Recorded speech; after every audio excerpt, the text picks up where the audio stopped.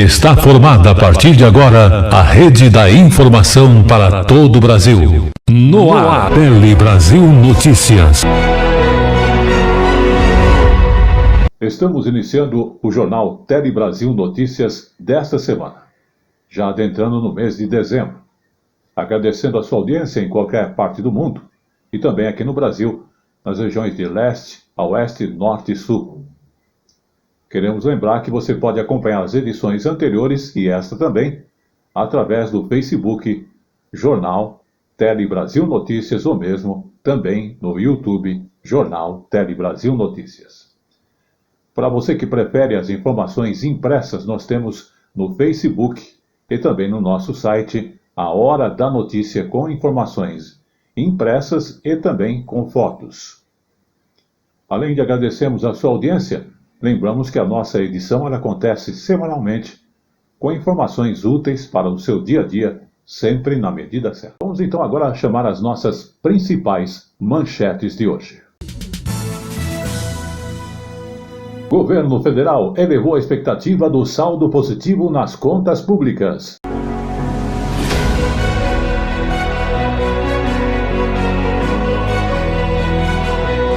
Natal deste ano deve movimentar 66 bilhões de reais na economia.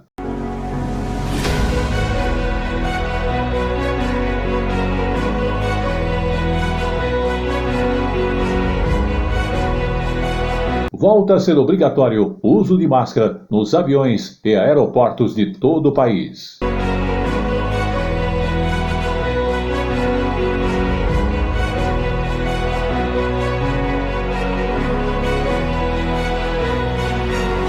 Estudo do INCA prevê, no Brasil, 700 mil novos casos de câncer até 2025.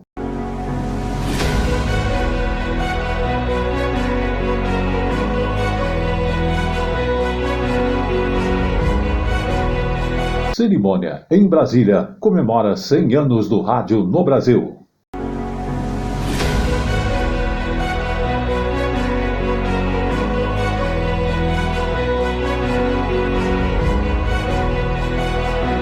Tudo isso e muito mais na edição de hoje do Tele Brasil Notícias.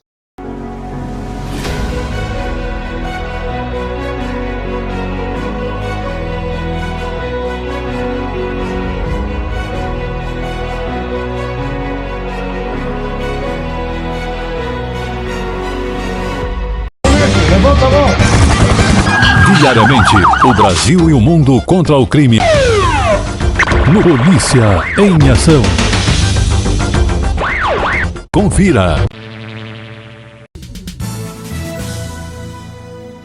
E começamos o Tele Brasil Notícias desta edição falando do governo federal que elevou a expectativa do saldo positivo nas contas públicas em 2022.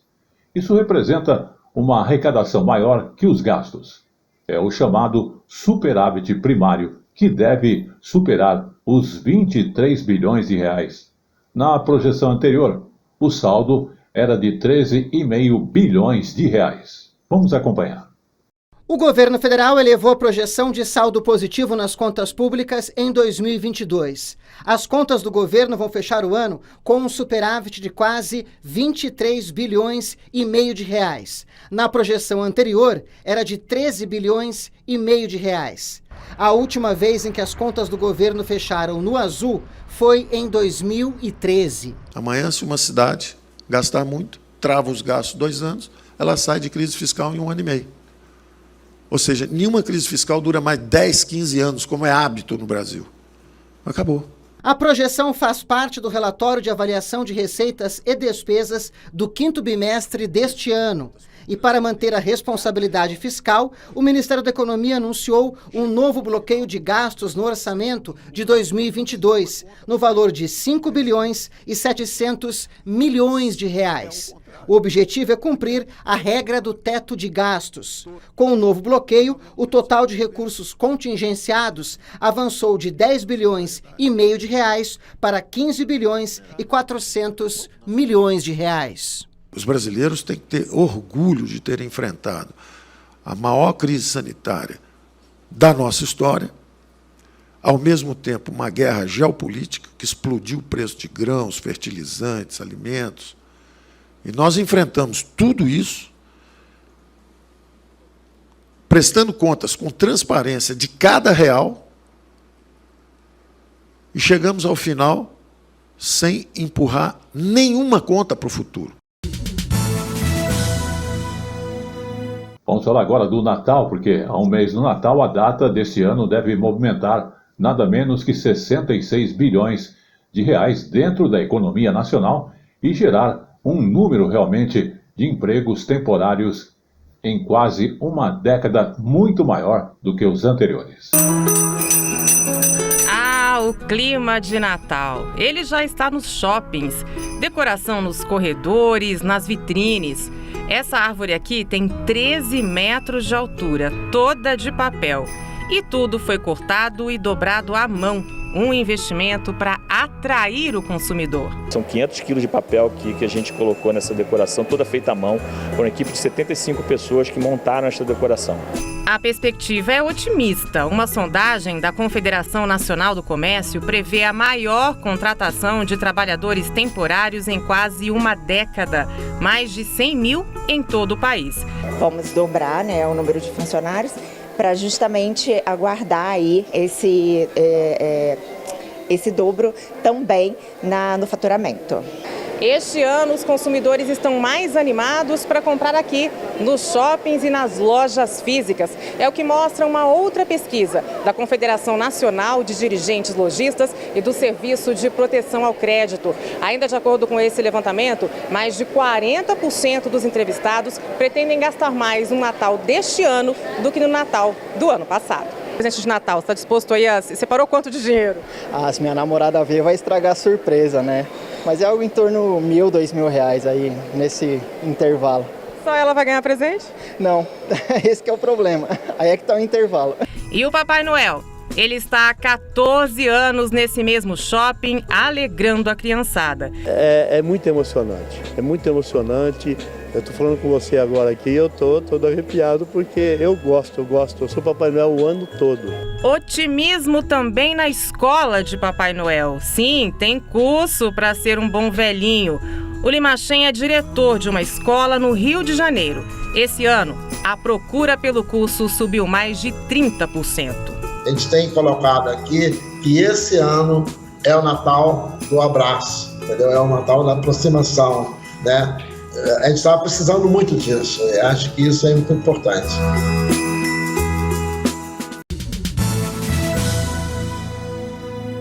Saúde.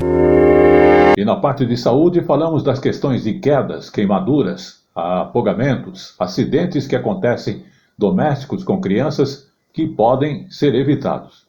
E é por meio de vídeos e cartilhas que justamente o Ministério da Saúde está fazendo esse alerta.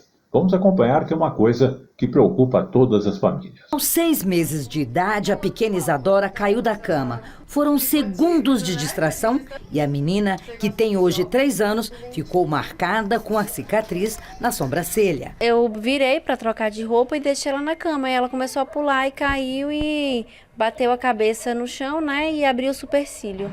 Helena, de 3 anos, também passou por um acidente doméstico. Há 1 ano, ela sofreu uma queimadura enquanto ajudava a mãe a preparar a refeição. Eu sempre estimulo ela a me ajudar, Aí ela, mamãe, o sal, deixa eu colocar. Aí eu deixei, ela pegou o sal na vasilhinha e jogou na carne. E aí quando ela tirou a mãozinha, ela encostou na panela. Quedas, afogamentos, queimaduras e intoxicações acidentais dentro de casa são as principais causas de morte infantil no Brasil na faixa etária entre 0 e 14 anos.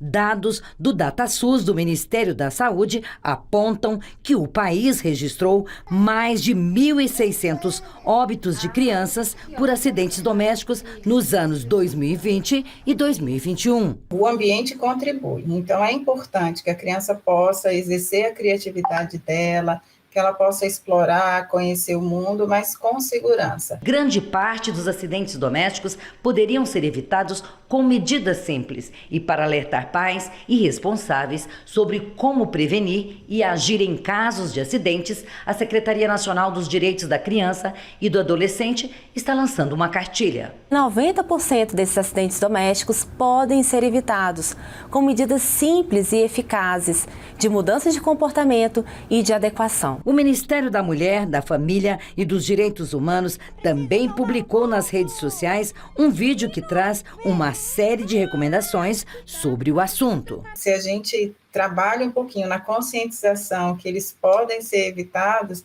a gente consegue mudar essa realidade.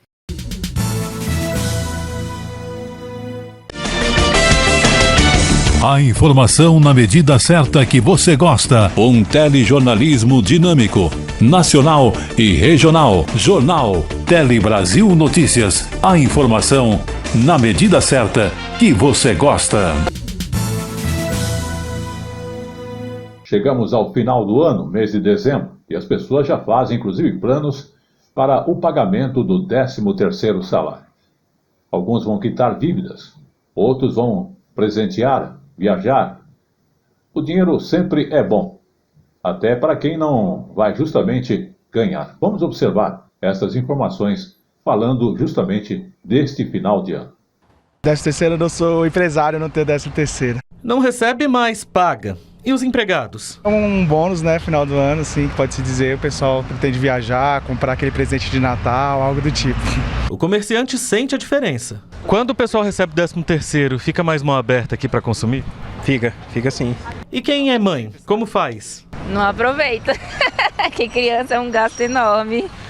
Época então que a senhora coloca as contas de escola, material escolar, tudo? Em dia para o próximo ano, porque se não for tudo planejado não dá não. Gastar anima os varejistas do DF, até porque a chegada do 13º vem em boa hora para o comércio. Há uma atmosfera positiva de consumo criada pela sequência da Copa do Mundo, da Black Friday e Natal, num espaço de 35 dias. Antes de sair o valor do 13º salário, o comércio previa uma expansão de 18% nas vendas para o final de ano. Agora, o percentual foi revisto para algo entre 19% e 24% de crescimento. Tá aí o vovô confirmando a expectativa. Dá presente pros netos, pros filhos, como é que é? Netinho, por netinho, pros filhos, pra esposa, né? É muito bom, né? As compras de presente para o Natal devem injetar 820 milhões na economia local, contra 699 milhões no último Natal. O gasto médio por pessoa será de R$ 330 contra R$ 295 do ano passado. E não é à toa que o clima otimista atende até quem está na pendura. É a melhor coisa, receber o 13º e pagar as contas. Pagar as contas e fazer mais compra. O valor médio do 13º para o Distrito Federal é um dos maiores do país. R$ 4.711 por pessoa. Aqui, 1.729.000 pessoas receberão o 13º este ano. Orientação, porque a partir, então, justamente do dia 25 agora de novembro, voltou a ser obrigatório o uso de máscara nos aviões e aeroportos de todo o país. Em algumas regiões, hospitais e ônibus já solicitam a utilização da máscara em função da Covid-19.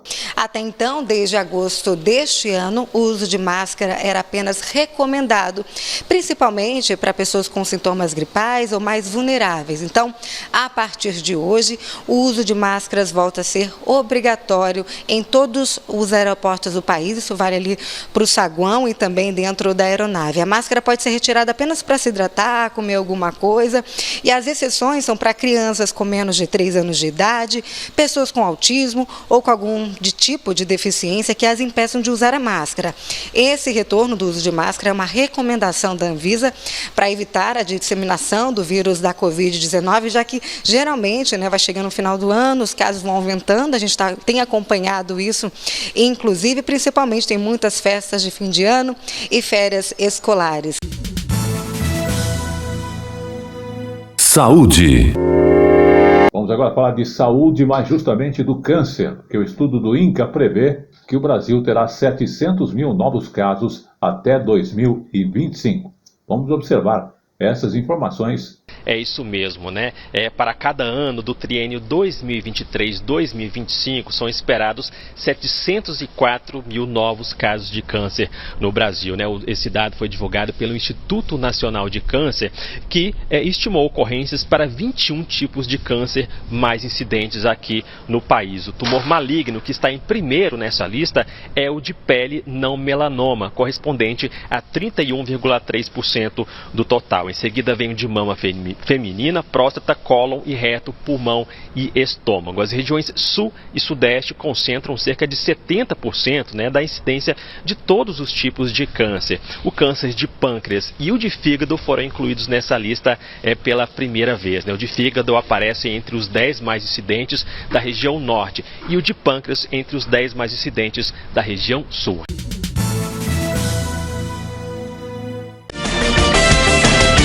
A informação na medida certa que você gosta. Um telejornalismo dinâmico, nacional e regional. Jornal Tele Brasil Notícias. A informação na medida certa que você gosta. Domingo foi dia de provas do ENAD, domingo passado. Uma das ferramentas que faz a avaliação dos cursos superiores. A cada edição, um grupo diferente de cursos acaba sendo avaliado. A prova foi obrigatória para os alunos, que são ingressantes ou concludentes de diversas graduações. Vamos às informações da TV Clara. Dia de avaliação, dessa vez foi para os universitários que estão em busca de concluir o curso superior. E para isso saíram de casa no domingo para realizar a prova do ENAD. O Exame Nacional de Desempenho dos Estudantes é uma prova escrita aplicada anualmente. O objetivo dela é avaliar os cursos de ensino superior no Brasil. Em relação à prova, estou bem sossegado. Sei que para muitos pode ser meio pegado, pode ser que exige um pouquinho de esforço, mas você vem com a cabeça mais leve, vem preparado, estuda um pouquinho em casa. Estou muito feliz de estar vindo fazer essa prova. É importante, né, para a instituição, para os alunos também, que a instituição tenha uma boa avaliação. Os alunos contaram com o apoio acadêmico.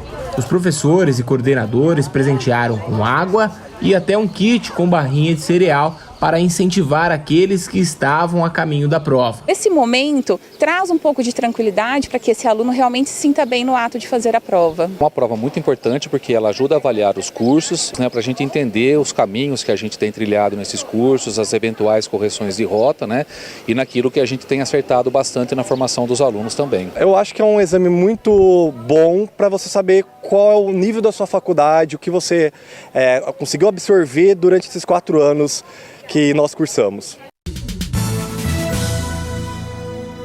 E chegou agora no Tele Brasil Notícias, o nosso Momento Jurídico. E o Momento Jurídico de hoje traz o assunto referente a fisioterapeutas e também a terapeutas ocupacionais, que para a primeira turma, eles podem diagnosticar e indicar tratamentos. Vamos observar. Fisioterapeuta e terapeuta ocupacional podem diagnosticar doenças, prescrever tratamentos e dar alta terapêutica. Essa conclusão é do Superior Tribunal de Justiça. O Sindicato Médico do Rio Grande do Sul ajuizou ação para impugnar resoluções e outros atos do Conselho Federal de Fisioterapia e Terapia Ocupacional que supostamente teriam invadido a esfera privativa dos médicos e estariam, segundo o sindicato, colocando em risco a saúde e a vida das pessoas. O Tribunal Regional Federal da 4ª Região considerou legais as normas editadas pelo Conselho, afirmando que elas não ultrapassam o âmbito de atuação do Conselho nem interferem nas atribuições dos profissionais da medicina. No STJ, a primeira turma acolheu os embargos declaratórios para sanar a omissão e negou provimento ao recurso especial do sindicato. O relator, ministro Gurgel de Faria, observou que a mensagem de veto de trechos da Lei 12.842 de 2013 indica que um dos incisos vetados no artigo 4º previa como atividades privativas do médico a formulação do diagnóstico de doenças e a respectiva prescrição terapêutica. E nas razões do veto, o ministro pontuou que a Presidência da República considerou que o inciso, da forma como estava redigido, impediria a continuidade de inúmeros programas do Sistema Único de Saúde, o SUS, que funcionam a partir da atuação integrada dos profissionais de saúde, contando, inclusive, com a realização do diagnóstico de doenças por profissionais de outras áreas que não a médica. Muito bem, vamos falar de tecnologia na indústria gráfica. Sim, indústria gráfica é um dos setores que vem sofrendo mais transformações nos últimos anos. Exige dos profissionais uma atualização mais do que constante, além também da evolução dos equipamentos mecânicos, que acabam permitindo a produção de livros impressos de maneiras muito mais rápidas do que era anteriormente, quando você tinha aquelas linotipadoras que eram realmente bastante complicadas para se acabar publicando um jornal ou livro. Vamos observar. Do arquivo ao acabamento final, a indústria gráfica tem se modificado nos últimos anos. Empresários do setor falam que é fundamental acompanhar o desenvolvimento tecnológico para continuar competitivos em um mundo onde o digital tem cada vez mais espaço. Agora, as editoras têm apostado na diversidade de títulos. Ao invés de lançar um livro, ele lança 10 livros e sabe daqueles 10 qual que tem perspectiva de crescimento e aí sim fica mais assertivo.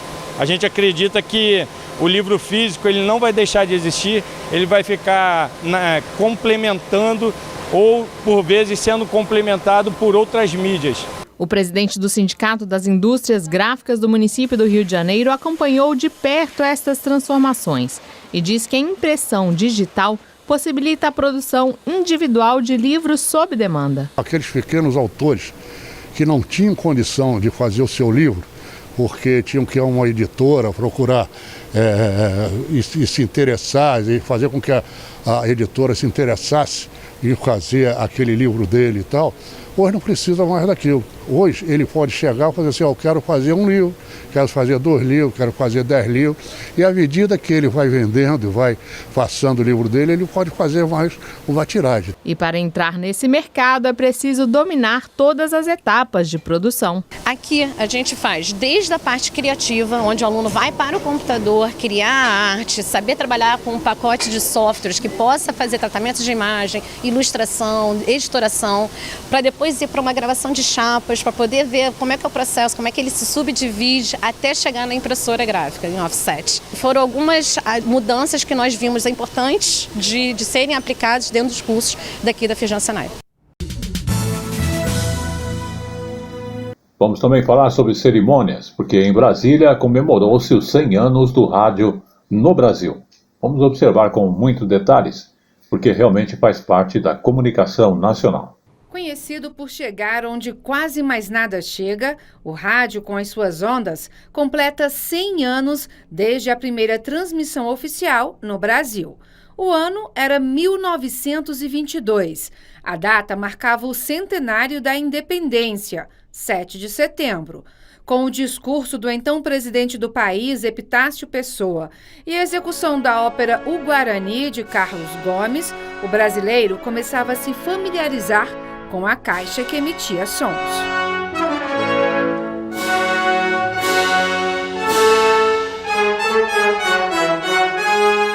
Com a chegada da televisão ao Brasil na década de 1950, imaginava-se que o rádio ia desaparecer.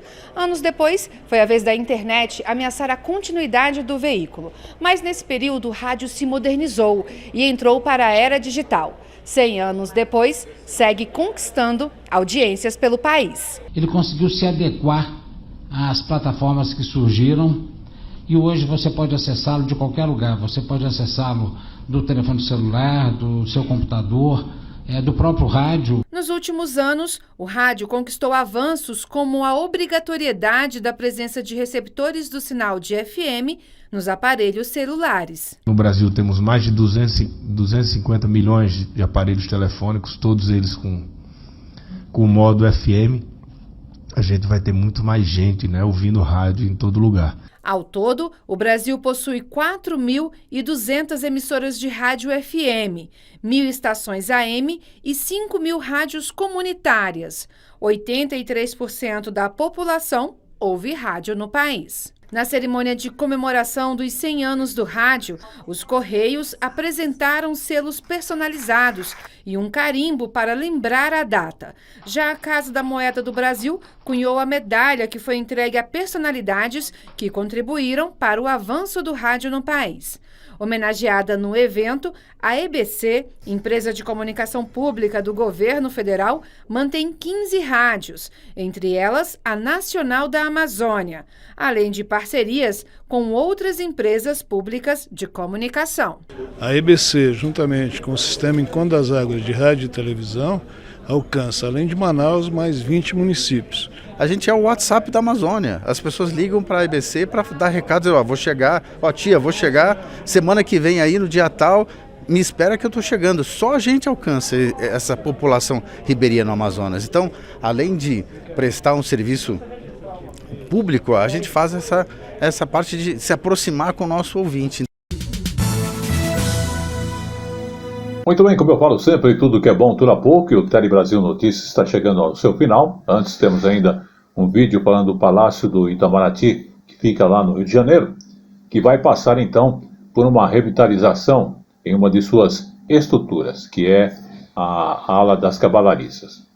Uma obra que vai ser financiada pela empresa Itaipu Binacional e administrada por uma organização sem fins lucrativos. Local onde as antigas carruagens eram abrigadas, a ala de cavalariças do Palácio Itamaraty, no Rio de Janeiro, será revitalizada e servirá de exemplo para outras restaurações no centro histórico do estado. As obras serão financiadas pela Itaipu Binacional e administradas pelo Instituto Pedra. O acervo do museu também passará por mudanças, mas essas digitais. Todas as fotos e documentos serão disponibilizados em repositórios na internet. Temos envidado todos os esforços para promover a revitalização do palácio e de seus acervos documentais, iconográficos e mobiliários. Os 3 convênios totalizam 30 milhões de reais investidos na preservação desse valioso conjunto arquitetônico, repito, não apenas do Itamaraty do Rio de Janeiro, mas também do Brasil. O Palácio Itamaraty foi residência do Conde de Itamaraty até 1889 e Palácio Presidencial até 1897, além de sediar o Ministério das Relações Exteriores até 1970.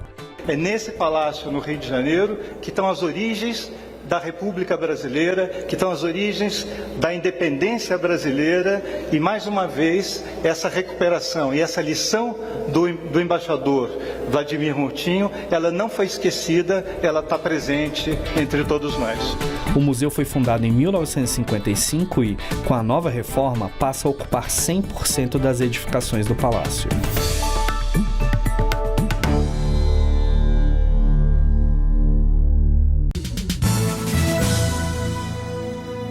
E esse foi o Tele Brasil Notícias da semana, agradecendo a sua audiência em qualquer parte do mundo e também aqui no Brasil. E lembrando que nós estaremos de volta na semana que vem com o apoio do Pedro Henrique e também do João Vitor. Continuem na programação que vem a seguir aí o Polícia em Ação e, na sequência, o Tele Brasil Esporte no Ar. Até lá.